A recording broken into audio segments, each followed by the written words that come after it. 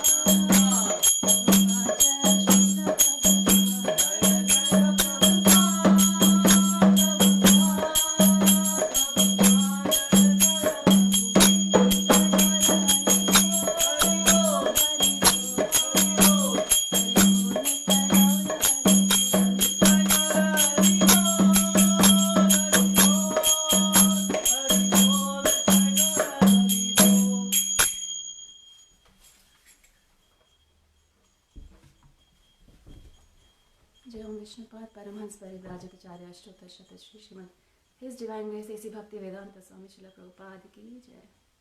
अनंत कोटि वैष्णव वृंद की जय. नामाचार्य श्री हरिदास ठाकुर की जय. प्रेम से कहो श्री कृष्ण चैतन्य प्रभु नित्यानंद श्री अद्वैता श्री गदाधर श्रीवासादि गौर भक्त वृंद की जय. गंगा माई यमुना माई की जय. वृंद देवी तुलसी महारानी की जय. वृंदावन मथुरा धाम की जय. पुरुषोत्तम श्री जगन्नाथपुरी धाम की जय. नवदीप मायापुर धाम की जय. समवेत गौर भक्त वृंद की जय. हिताय गौर प्रेमानंदे हरि हरि बोल.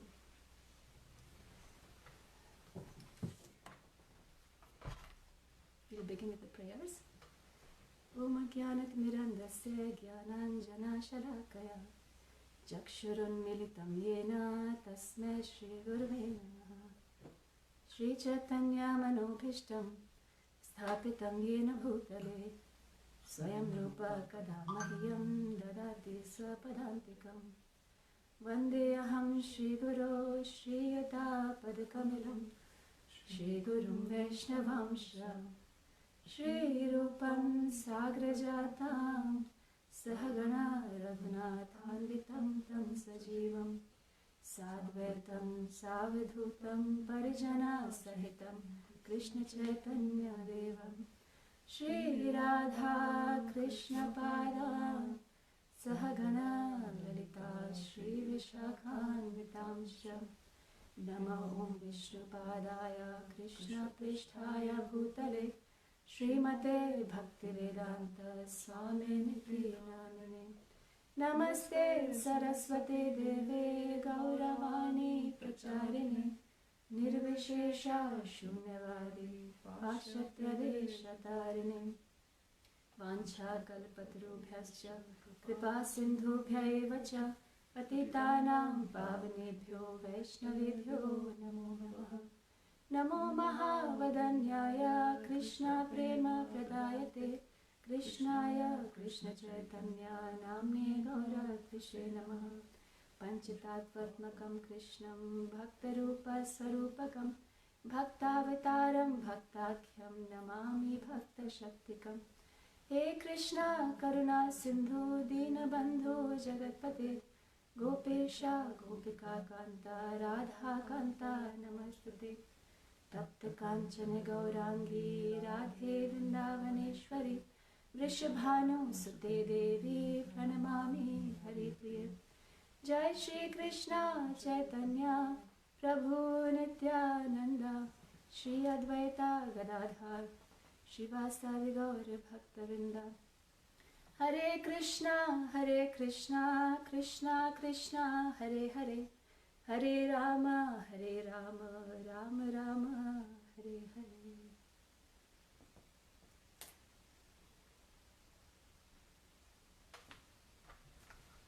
Hare Krishna. Thank you for joining us today. And today my name is Nayansundari Devidasi, and we'll try to discuss on the topic COVID. We have been hearing a lot about this word COVID. We all know what it stands for, right? It's coronavirus disease. And we have been hearing a lot, getting so many messages on social media, what to do, what not to do, how to protect. But every Sunday we don't do all that, right? What do? We come together, we associate with each other and try here or discuss about something uplifting, which uplifts our consciousness from all these negativity or pessimism which is spreading around. So I thought the same, that let's discuss about COVID today, but I came up with a different full form for COVID, just to be able to Krishnaize that whole term. So COVID stands for, can one be virtuous, independent of the divine? Which means, to simply say it, can I be good without God? So let's try to discuss it. What is idea of being moral for a person? Somebody might say, I do good work. Work is worship, So I'm a good person, I'm a moral person. I take care of my family very well.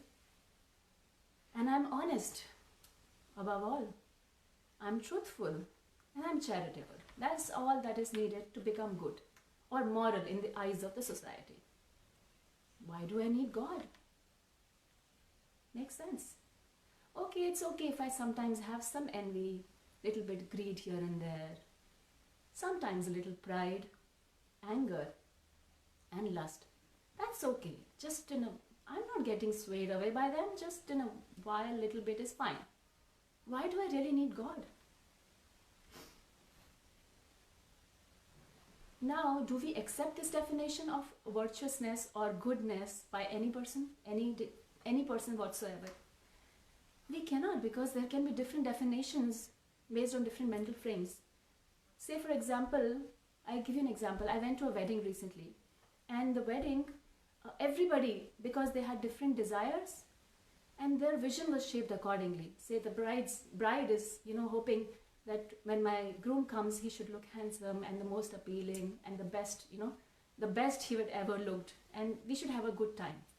The bride's parents, in turn, have a vision, or that because of their desire, that the family should be good, he should have a respectable, the gathering should be good, and we should get enough gifts from the bride or groom's side, and the person should be very well behaved and cultured. But above all the guests, what are they thinking in a wedding? They're just thinking that we should get good food, right? So definition of everybody of good is different. In an example of a wedding we saw, let's take an example from Ramayana, where if you remember, we all know this story that Sita Maya was captured in the Ashok Vatika, and she had to stay there for a few months, 10 months I believe. So there's this sage once, or a brahmach or sannyasi, some preacher basically.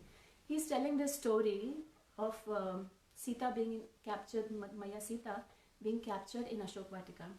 And when he's explaining, it's said that whenever the glories of Ram is talked about, discussed about, Hanumanji is always present there. So when this preacher is preaching about this special pastime, he says that the flowers in the Ashok Vatika were white in color. And Hanuman is listening all this, and he says, I don't think so they were white. I'm sure they were red in color.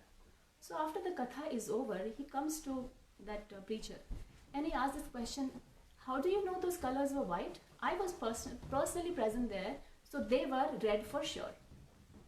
Samath, this preacher says, I am damn sure. My spiritual master told me it is white, so it is white. I have full faith on my spiritual master, and so I believe it is white.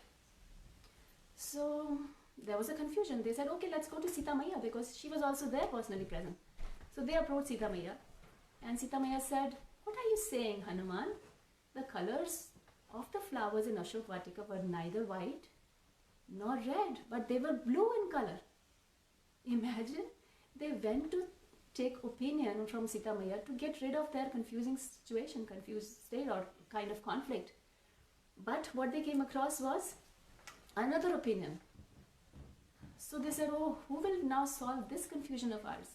So they decided they will go to Lord Ram to get rid of their confusion.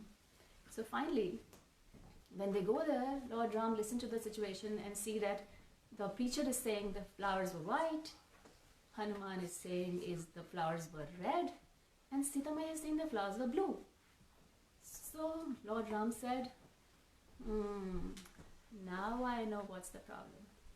And he says that since when Hanuman approached the Ashok Vatika, he was very angry at Ravan, thinking how could he capture and trouble my mother so much. So his anger, he was so much angry that with that angered vision, he could see everything is red. Even the flowers were red, the trees were red, everything. And Sita Maya was all the time crying, Lord Ram said, because of separation. So that is the reason her eyes were actually covered by the vision of blue, eyes of water, because of the water. So she could see everything blue. So Lord Ram clarified this confusion that if you have covering on your eyes, this is how we see the world. So coming back to the question of, do we accept the definition of goodness given by any person, any one person, any XYZ person? So we cannot, right? Because living entities have 4 imperfections, as we read from Bhagavad Gita every now and then, that they have imperfect senses, they have propensity to commit mistakes, they are under illusion. The most important illusion that we are all under is that we are this body. Then also they have the tendency to cheat. So our reference point of morality cannot be absolute. So what should we do now? What should we take as standard? So example, government sets traffic rules. They set up a book, traffic rule book, and everybody has to abide by those rules if you want to drive safely on a road. And if you're not, you're caught and punished or fined. Similarly, God has designed codes of conduct, which are the standards to follow. Let's see what Krishna has to say. In Bhagavad Gita, chapter 16, starts with the virtues or, the good qualities of a divine person. Shri Bhagavan Vacha Abhayam Sattva Samsuddhir Jnana Yoga Vyavasthitaha Danam Damascha Yajnascha Swadhyascha Taparjavam Ahimsa Satyam Akrodhas Tyagah Shantir Apaishunam Daya Bhuteshva Alaluptvam Madhavam Harir Achapalam Tejah Shamadhrate Shaucham Adroho Natimanita Bhavanti Sampadam Daivim Abhijatasya Bharata. So I'll read the translation. The Lord said, fearlessness, purification of one's existence, cultivation of spiritual knowledge, charity, self-control, performance of sacrifice, study of the Vedas, austerity and simplicity, non-violence, truthfulness, freedom from anger, renunciation, tranquility, aversion to fault-finding, compassion and freedom from covetousness, gentleness, modesty and steady determination, vigor, forgiveness, fortitude, cleanliness, freedom for envy and the passion for honor. These transcendental qualities, O son of Bharat, belong to godly men endowed with divine nature. So these are the 26 qualities Krishna is mentioning in Bhagavad Gita, and that sets the moral conduct of the human life that we are in. Now let's try to discuss few of these qualities and see how what is the meaning of them and how we can relate to them in our day-to-day life and how we can try to work on them. Let's take the example of fearlessness. What is the biggest fear in our life? I'm sure we all know, fear of losing what we possess, right? So, and the best thing that we think we possess is ourselves, our body. The best thing that we possess is our body. So, from Srimad Bhagavatam, we know the example of Prahlad Maharaj. And we know how many attempts Hiranyakashipu did to make sure that he is murdered. Right? He tried to murder Prahlad Maharaj. But was he ever fearful of him? Did he try even to run away from that position? Okay, my father is coming, or sending somebody to kill me, let's run away. Or try to, call police or whatever. Just an example. He didn't do any effort because he was fearless that Krishna will protect and maintain him. As we have discussed so many times earlier as also, Ananyas Chintayanto Mam, when you become Ananyas Chintayanto, I will protect and provide you. Yoga Kshemam Vahamiham. This is an example from the scriptures, yes. Now let me tell you an example from a devotee's life where there was this Mataji named Surapriya Mataji, Surapriya Devi Mataji. And I remember her story very well because it was really touching to my heart. She, from a God-fearing family, and she had 2 sons. And as they grew up, they got in touch with ISKCON of the local ISKCON temple, and they started becoming very serious. They got into, they tried to become full-time devotees, and very serious about the philosophy and preaching and stuff like that. Initially, she didn't like that, but she saw that their behavior were very gentle and they were becoming so in mode of goodness. She started catching it up, and slowly, she started doing the same activities as they were doing, devotional activities. So she narrates this pastime that very soon after that, she started having a lot of difficulties in her body, a lot of pain, and she was diagnosed with bone cancer, which had spread all over her body. So, and it said that bone cancer, when spread over the body, causes excruciating pain. And it was such unbearable pain that she decided she wanted to leave her body. And she told her sons that I want to leave the body because I'm not able to tolerate this pain. Now, since those two sons of hers were very much into the philosophy and devotional life, they could console her by saying, giving up life will not get you rid of the trouble or the pain that she's going through. They explained to her what is the law of karma, and now if we try to just get rid of our life, we'll have to continue the same results in the next life. So it's not a good idea. It's just you should try to absorb yourself in devotional activities, and also in the meantime try to tolerate. That's what Krishna also tells to Arjuna. Tamasvitikshasva bharata. Try to tolerate. It's very difficult when such a pain happens.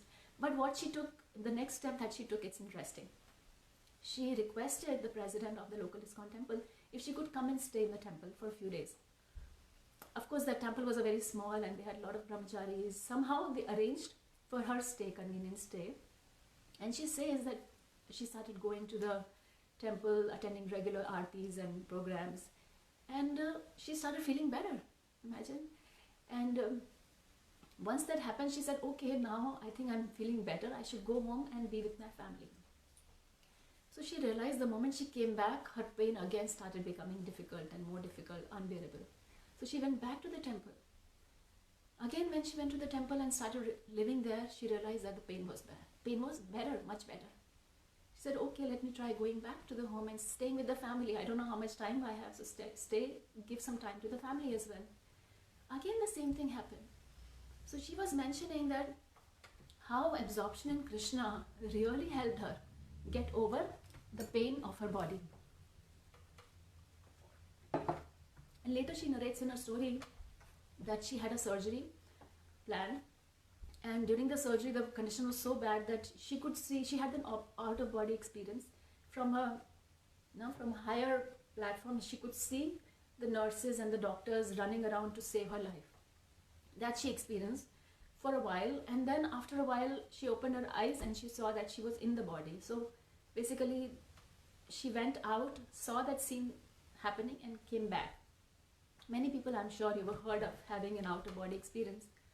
So after the surgery she improved for a while, and within 6 months she gave up her body because of the spread of cancer so much around her body.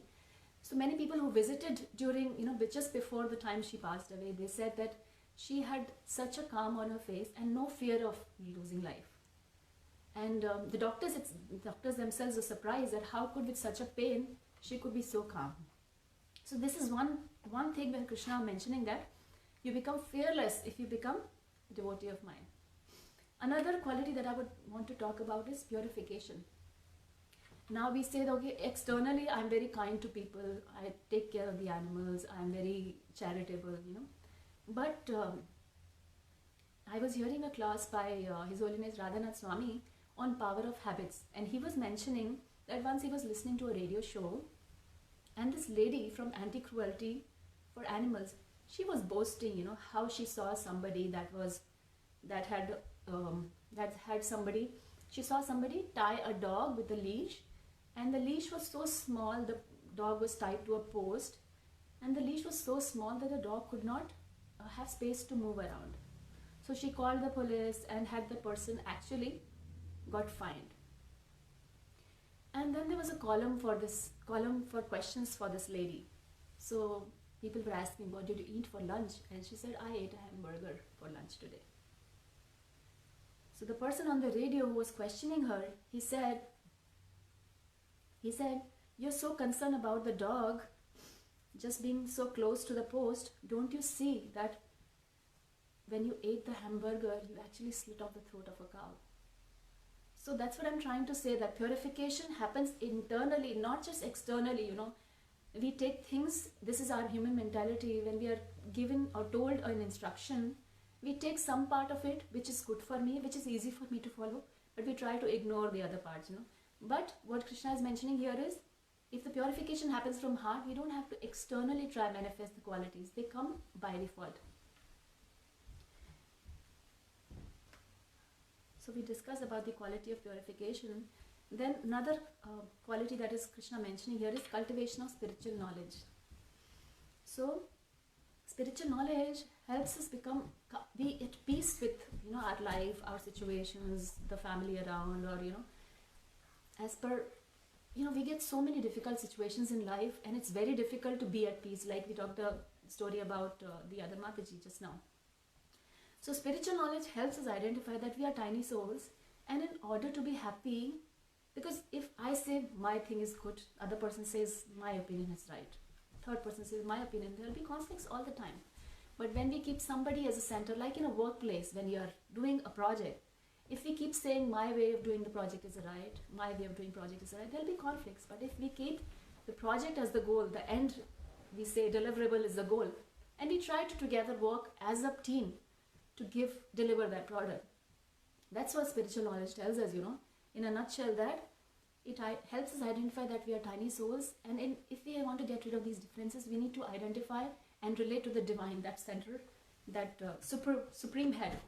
And if we align to his will, all the others can be satisfied and be at peace. And that also makes us humble, we feel we are tiny, so our position is not as important. Like initially, that's what thought we have, that we are important, I'm the most important, I'm the center of the world. But when we give somebody else the center of the world, then things become easier for all of us. So this is another virtue that we talked about. The next one is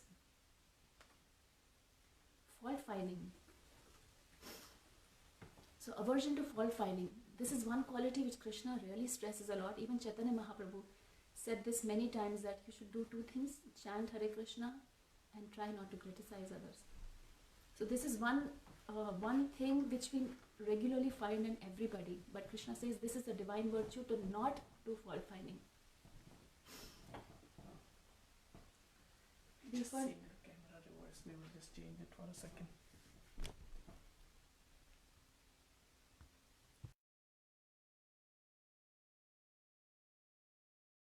Sorry about the technical issues. We're trying to adjust the camera so that it focuses the slide and the content properly.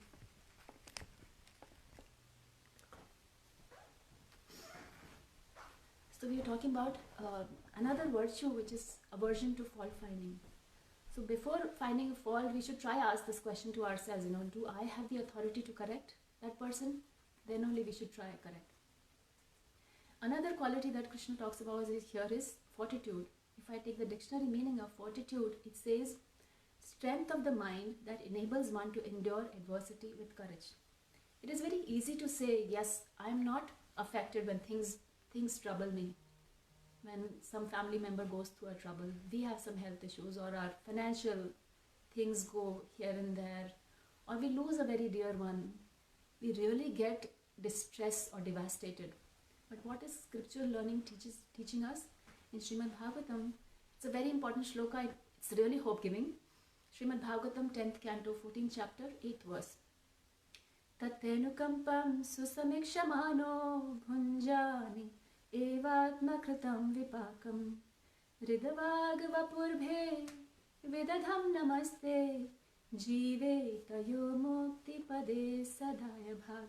The translation says, my dear Lord, one who earnestly waits for you to bestow your causeless mercy upon him, all the while patiently suffering the reactions of his past misdeeds. and offering you respectful obeisances with his heart, words, and body, is surely eligible for liberation, for it has become his rightful claim. Such hope giving, right? So if we tolerate while giving in her heart gratitude to Krishna, then we are definitely eligible for liberation. Bhagavad Gita also mentions that what are not virtues. Bhagavad Gita chapter 16, shloka 4 says, Dambhodarpa abhimanascha krodha paurushyam evacha ajnanam chabhijatasya partha sampadam asurim. Arrogance, pride, anger, conceit, harshness, and ignorance. These qualities belong to the demonic nature, O son of Pritha. Now we are discussing about all these virtues, what Krishna says, our virtues, what not. Why do we need to discuss that? I was reading a study by Cambridge University on crime in UK, and they were mentioning that most of the crimes that happen, they don't necessarily arise from because I have a financial crisis, so I go and rob somebody. Not because of social circumstances or class disadvantages or similar factors, but the crimes are mostly stemming from a lack of commitment to moral principles. So basically, one who is not following virtuous behavior, or they are not committed to being moral, those people increase the level of crime in our society. So that is why forums like this, Sunday Feast, when we meet at ISKCON Farmington Hills with devotees, that is the time to self-introspect. When we hear stories like this Mataji, Surapriya Mataji, or we hear story about Prahlad, or we hear story about Indra having envy or anger, or Lord Brahma, we try to identify and self-introspect. We try to identify, okay, these are the faults one person can go through. But at this time, we should not say, okay, yeah, this person is not behaving right to me. Maybe he has envy for me. No, we need to self-introspect that time. That am I doing those mistakes myself? That is the time to inspect and adapt. If we are doing this, then how do I take care of the such faults that I have? Now one may say, okay, I understand these are virtues, but why do I need God to develop these virtues, right? I'm independent and I'm strong enough. I'm self-sufficient, very powerful. I can handle any such non-virtuous things and convert them with practice. I can become virtuous. So,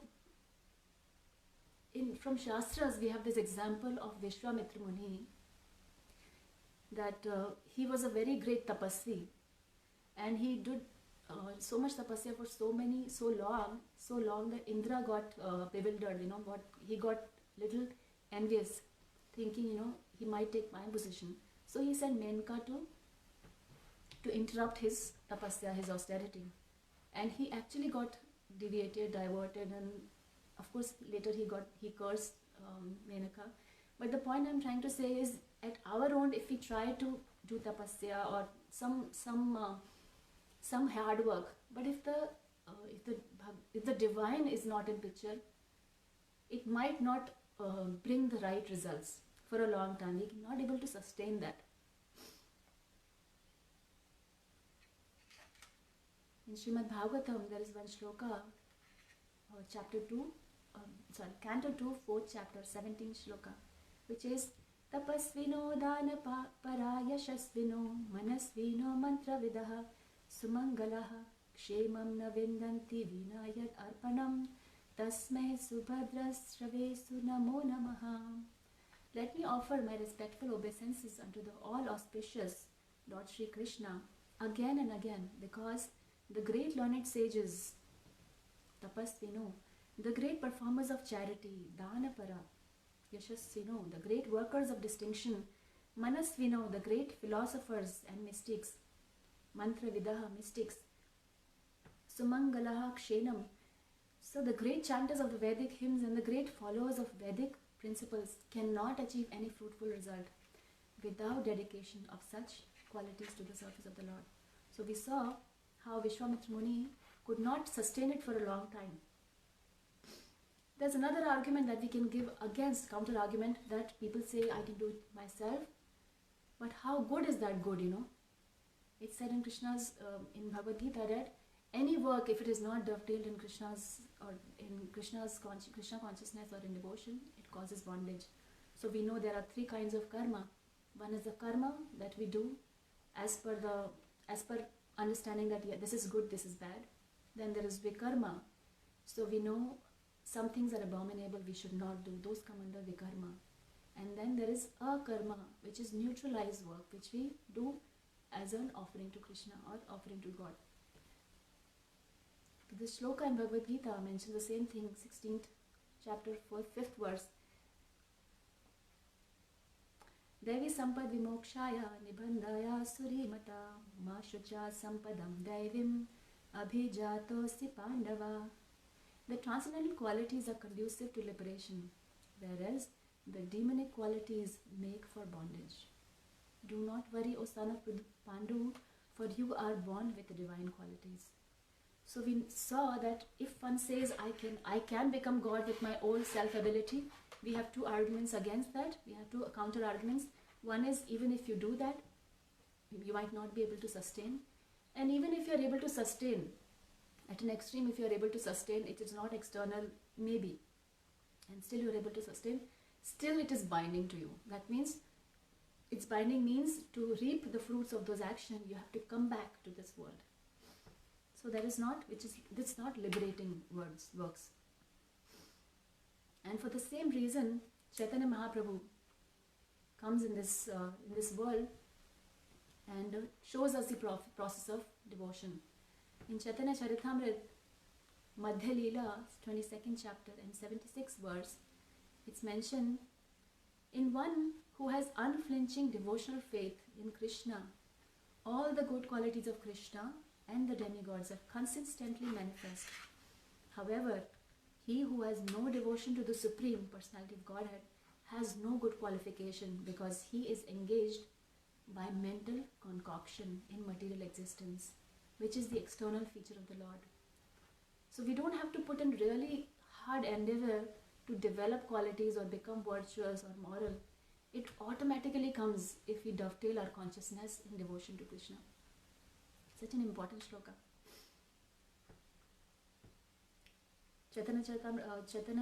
Lord Chaitanya always said, do two things. Chant Hare Krishna, that is what purifies our consciousness. And then don't criticize others, because that again puts dirt in our mind. It's like taking elephant bath. An elephant takes bath in the river and then again rolls himself in the mud outside the lake or the river that he takes bath in. So if we chant, we are purifying our consciousness, the coverings that we have in our consciousness, which do not enable us to see things properly in the right perspective. When we clear that off with chanting Hare Krishna, and then if we criticize, that's like rubbing off again, the same, rubbing mud again. So these two things are very, very important. Now sometimes we come to the temple and say, okay, you said Krishna's devotees are all perfect, but I still see faults in devotees. I see this person is not chanting properly. He's maybe doing WhatsApp while chanting, or criticizing others, right? These are the virtues we talked about a devotee possesses. So we might think a pure devotee is actually not a pure devotee. He has some defects, defective pure devotee. And we think, how can a pure devotee have defects? He shouldn't be, right? He should be 100% perfect, Mr. Perfect or Miss Perfect. In temple we call this perfect Prabhu or perfect Mataji, right? The point is that a devotee cannot be seen with material eyes and material logic. Just like Lord Krishna can't be seen with material eyes, so also his pure devotees. You need spiritual vision to approach God, his abode, his name, his devotees too. Thus Bhaktivinoda Thakur, one of the greatest acharyas of his times, quotes the following verse from Mahabharata, which is generally sung before honoring Prasadam. Mahaprasade Govinde Namo Brahmani Vaishnavi Swarpa Punyavatam Rajan Vishwasho Naiva Jayato, which means, those who don't have sufficient pious credits cannot develop faith in Mahaprasadam. Lord Govinda, holy name, Brahmanas and the Vaishnavas. So if we are seeing imperfect devotees, that means we have imperfection in our eyes. Like how we discussed the story of Mother Sita, Hanuman, and that preacher having different visions because of the covering of their eyes. Sometimes Lord Krishna also puts an apparent curtain of imperfection in front of our eyes, so that only those with faith can appreciate his devotees. As the saying goes in English, it takes one to know one. That means to appreciate a pure devotee, we need to ourselves be we should be on the spiritual platform ourselves. In fact, it is very interesting that people like me, I remember before coming to Krishna consciousness, I would find faults, and there was one Krishna devotee in our college, and I would always mock at her saying, how could you consider Krishna as God when he has so much imperfections? He's always surrounded by gopis, so many gopis, not just one. So people like me who, find faults with God himself. So it's very normal it's very okay, because with our mentality to find fault with people as well, to devotees as well. So the defect is not in the Lord or his devotees, but in our eyes. I'll give you a few examples of pure devotees who have some things missing, like Garuda. He is considered to be the most intimate devotee of Lord, his personal carrier, but he eats fishes and snakes. Now Bhishma, we know he is considered to be one of the 12 best devotees of Lord, but he fought on the side of the opposite side, the Kaurava side, in the Mahabharat war, taking the side of Adharma. Devotees are known to have control over their anger and hunger, but Bhima, he was such a great devotee, but he ate so voraciously and he was quite hot-tempered. We have seen so many examples of Mahabharat where he illustrates his anger. Especially when Ashwatthama killed all the sons of Draupadi, he was so agitated he wanted to kill Ashwatthama right then and there. Another example is Tukaram Maharaj. Although fully immersed in glorifying Vitthal, he did not take care of his family so well. So just like Lord Krishna is inconceivable, so also his pure devotees. They are beyond the reach of our mundane mind. That's why it is said, Vaishnavera Kriya Mudra Vinehana Bhujaya. Even the most learned men cannot understand the activities of a Vaishnavas. The safest path is to not judge any devotees. I remember Yugal Kishore Prabhu was mentioning in, I think, last Sunday feast, that Prabhupada, when he was asked, how many pure devotees do you have in your movement? And he asked a fellow devotee and said, how many devotees do we have total? That fellow said 72, that devotee said 72 devotees. So Prabhupada said, yes, we have 72 pure devotees in our movement. So he never judged anyone. It's like taking a person who is into the shower. Do you ask him, will you ever be clean? That's not a question. Yes, he will be clean. The question could be, it's a matter of time. What, when? So basically, we try not to find faults in devotees.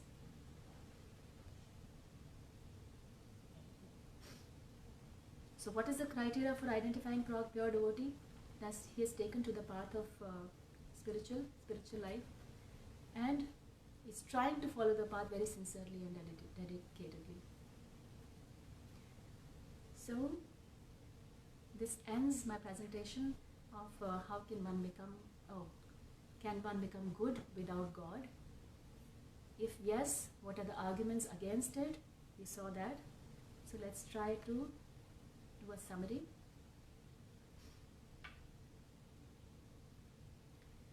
There needs to be a standard for moral codes, not that everybody says, I am good as per my understanding, my definition is this, I am good, I am moral, I am doing what is needed for my family to run, for my job to run, but that's not sufficient. We need a standard for moral codes, and that is why Krishna mentions qualities of a virtuous person, the 26 qualities of a devotee.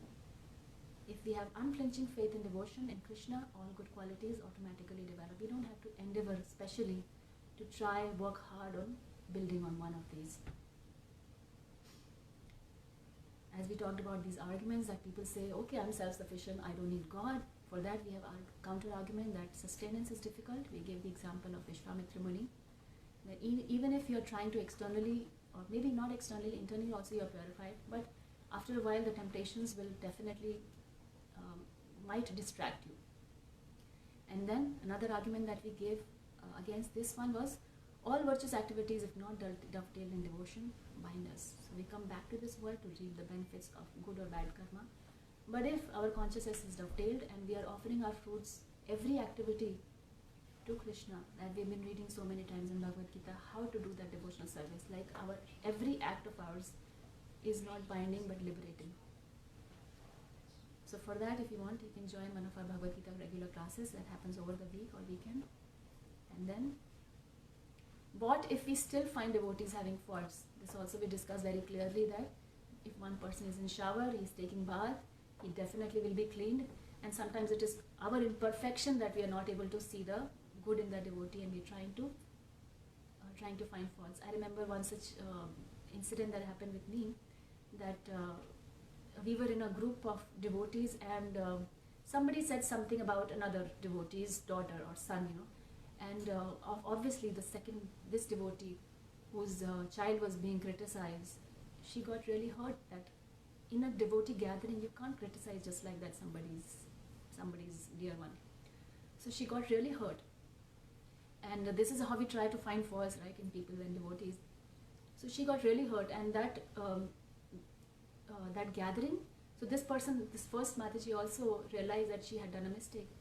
We are actually doing offenses like yesterday we were having a discussion with Yugal Kishore Prabhu about offenses to the holy name. So this is one such offense that we offend devotees by using harsh words. So this devotee tried to make up, but sometimes it is very difficult to just go and say, I did a mistake. And sometimes things become worsen, if you're not in a very good relationship, that you can open your heart, and this person will also be like, okay, I accept, that's okay, I forgive. Pure devotees, yes, forgive, but sometimes from our side it's good to go and approach and say sorry. So this first Mataji, she tried to, like we hear in Rupa Goswami's 6 principles of loving exchanges, that give and receive gifts. She got a gift for the other Mataji's child, and this is how things became pacified, and she also agreed and accepted, I did a mistake. So we should not try to find faults with devotees, and if we do, we should try to apologize immediately or make up for it somehow. So Lord Chaitanya Mahaprabhu comes himself as a devotee to teach us how we should try to dovetail all our activities and not be bound by those activities. Now, how do we dovetail in God consciousness and become liberated?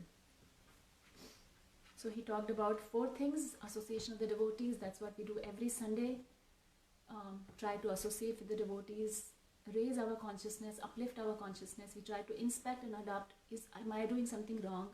We so many times look at the mirror every day, how are my hair, my face is okay, my skin is not dry, things like that.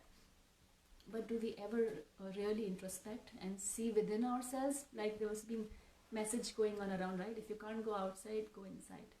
So try to use this time of COVID, and try to be at home and try to give ourselves some time. What am I lacking? Or what am I doing wrong in my life? What virtues can I develop?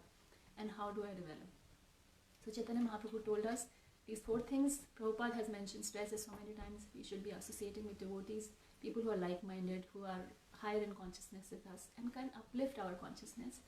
Then when we read books of Srila Prabhupada and develop the scriptural knowledge that we have got in Parampara. 3rd thing is chanting. Chanting is very, very important. This is a process which purifies us and make sure that we sustain despite any difficulties that come. So let's chant together. Hare Krishna, Krishna Krishna, Hare Hare, Hare Ram, Ram Ram, Hare Hare.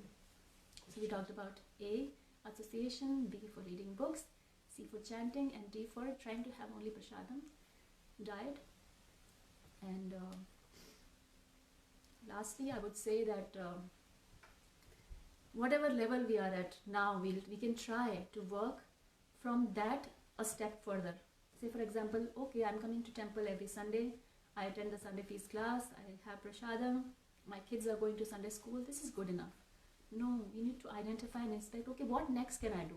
Maybe I can start chanting now.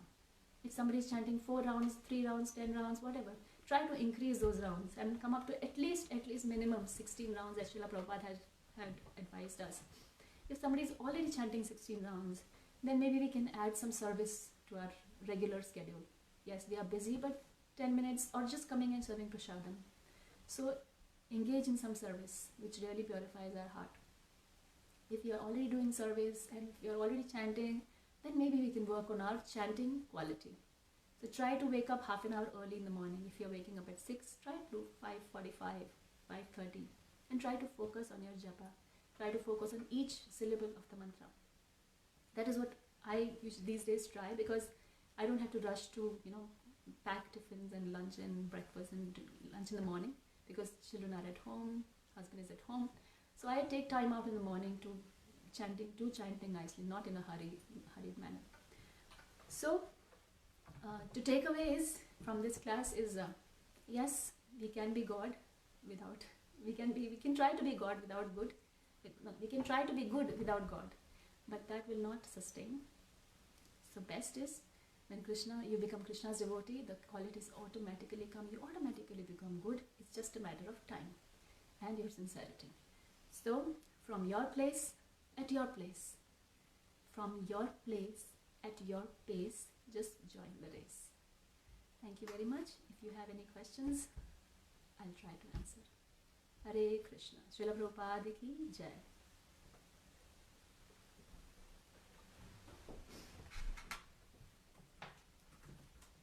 Are there any questions?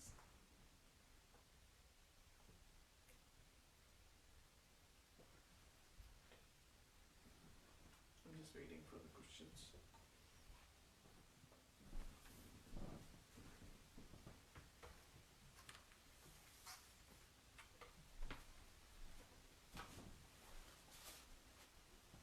No questions means everything is clear. Okay, I thank you have so one much. question. Okay. So you gave an example about Sant Tukaram Maharaj, which apparently shows saying that he did not take care of his family life properly, right? If we see an example in Chaitanya Charitamrita where Srivas Thakur, who was always immersed in chanting the names of Krishna, and then Chaitanya Mahaprabhu asked him question, how would you take care of yourself? Entire day you're just working on it. So he said, I'll just clap 3 times and everything will just manifest there, right? So here Chaitanya Mahaprabhu is asking and he himself is providing everything. Even if you see an example about Sant Tukaram Maharaj, though apparently he looked like he wasn't very wealthy or taking care of his daily bread and butter life, but he was still mesmerized in Krishna consciousness, right? So how do we balance it out, saying that apparently those faults look like they're not taking care of the family, but you see Krishna is taking care of them? Or Krishna speak about Swadharma and Nitya Dharma in Bhagavad Gita, right? So Krishna says if you follow your Nitya Dharma properly, Swadharma will automatically take care of it. So how do you balance that out between what you said just now versus what is mentioned in Bhagavad Gita? So I would say that level, that happens at a very high, devotee who's really perfect, completely absorbed. For them, Krishna, yes, does, like we already discussed about Ananyas Chintayantama. So Krishna does take care. It's only a matter of our faith and our dedication. So if we are at that level, Krishna does provide. And actually Krishna provides even now in small ways here and there. Not, of course, at the level of Srivas Thakur that we see that he would clap and Lord Chaitanya would provide whatever was needed to take care of his family. But since he was such a devoted and surrendered soul, so what I think in this case, what are we lacking is a surrender.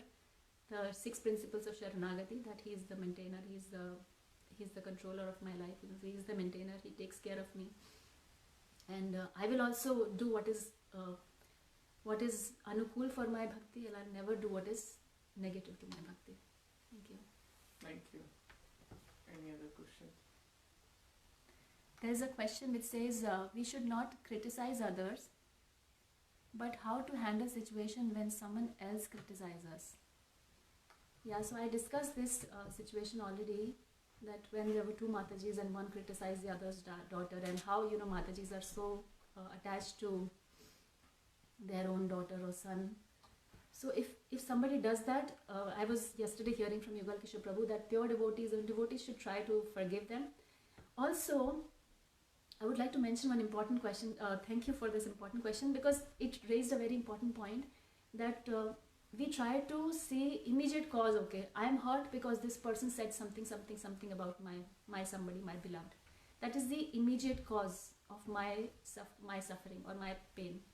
There is a remote cause also, Maybe we try to look, okay, maybe my son did something wrong, which prompted that Mataji to say something, or I did something wrong which prompted the other person to do some offenses towards me. Then there is the ultimate cause. We know Krishna is the Sarva Karana Karanam.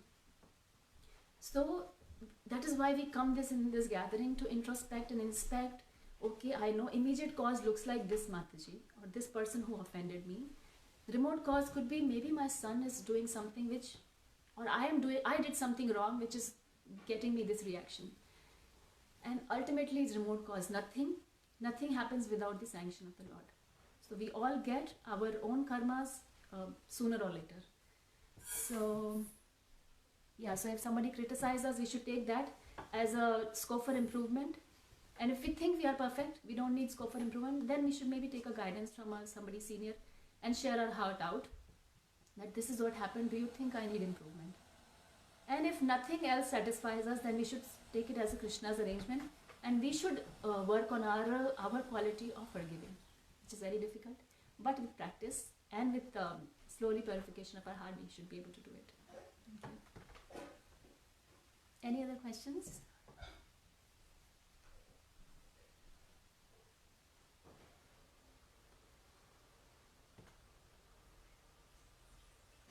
Okay, no more questions. I think we will end here. Hare Krishna. Srila Prabhupada ki Jai.